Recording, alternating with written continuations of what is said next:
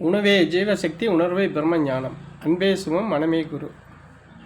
குரு பிரம்மஸ்ரீ நித்யானந்த சாமிகள் ஆசியோடும், சித்தர்களுடைய அருளாசியோடும், மகான் தத்துவராயருடைய அருளாசியோடும், உடுமலை பிரம்மஞான குழு பாடசாலை சார்பில், என்னுடைய சார்பில் அனைவருக்கும் ஆத்ம வணக்கம். மனிதனுக்கு ஆணவமும் சுயநலமும் மன சஞ்சலங்களுக்கு காரணமாக இருக்கு. மனிதனுக்கு மனச்சஞ்சலம் எதனால வருதுன்னா, ஆணவமும் சுயநலமும் இருக்கிறதுனால தான் மனச்சஞ்சலம் வருது. இந்த மனச்சஞ்சலம் ரெண்டு வகையில் வரும். ஒன்று துயரத்தை, துன்பத்தை கொடுக்கக்கூடிய மனச்சஞ்சலம் இருக்குது.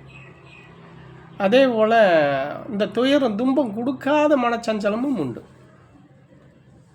ரெண்டு உண்டு. துயரமானதும் உண்டு, துயரம் இல்லாததும் உண்டு. அவஸ்தைகளோடு இருக்கிற சஞ்சலம், அவஸ்தை இல்லாத.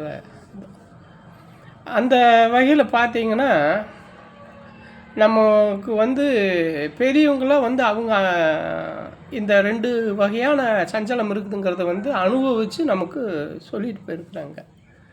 அப்போது துயரத்தை கொடுக்கக்கூடிய மனச்சஞ்சலம், ஆணவம், சுயநலம்.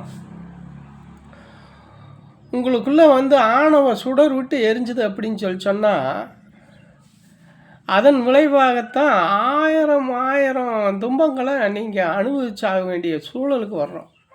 அப்போ சுயநலம் எங்கே அதிகமாக இருக்குதோ, அதுக்கு தகுந்த மாதிரி மோசமான எல்லா பாவங்களுக்கும் முதல் படியாக சுயநலம் தான் இருக்குது.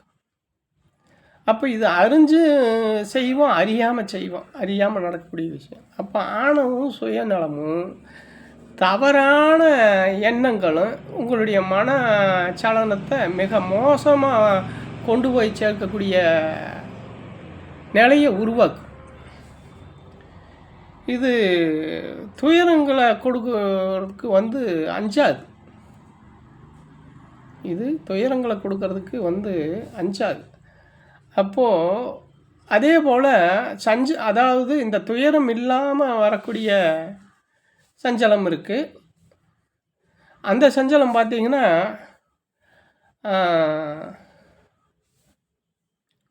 அன்பு, சுயநலம் இல்லாத வாழ்வு, நல்ல எண்ணங்கள் நிறைஞ்ச உள்ளம்,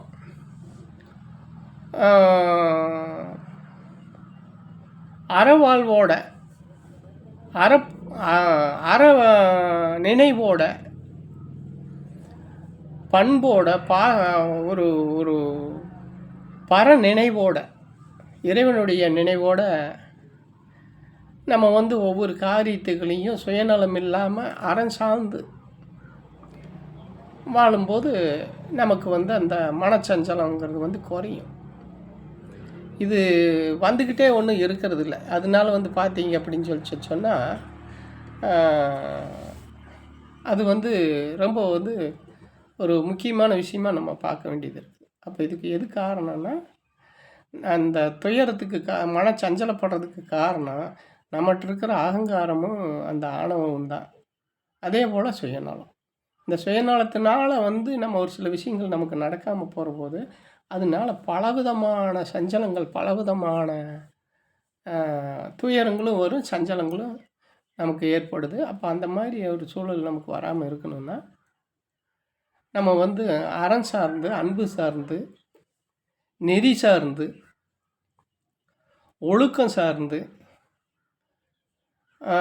பராபரத்தை நினச்சி நம்ம எந்த ஒரு விஷயத்தையும் பயணம் பண்ணி போனோம் அப்படின்னு சொன்னால், இந்த மனச்சஞ்சலங்களுக்கோ இந்த மாதிரி பிரச்சனைகளுக்கோ நம்ம சிக்க வேண்டிய அவசியம் வராது அப்படிங்கிறது தான் பார்க்க வேண்டியதாக இருக்குது.